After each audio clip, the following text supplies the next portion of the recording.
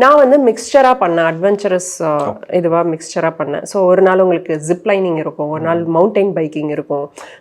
அந்த மாதிரி அட்வென்ச்சராக நீங்கள் மிக்ஸ்டப்பாக பண்ணலாம்.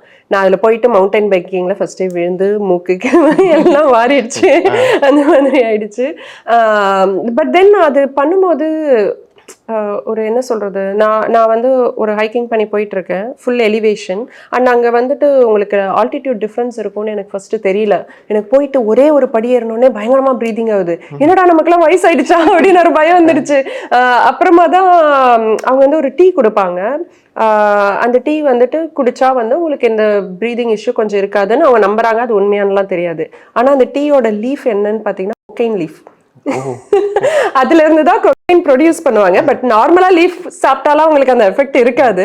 பட் ஸோ அதெல்லாம் வந்து ஒரு மாதிரி ஃப்ரெஷ்ஷா இருந்தது. என்ன இது மாதிரி புதுசா இருக்கு அப்படின்ட்டு.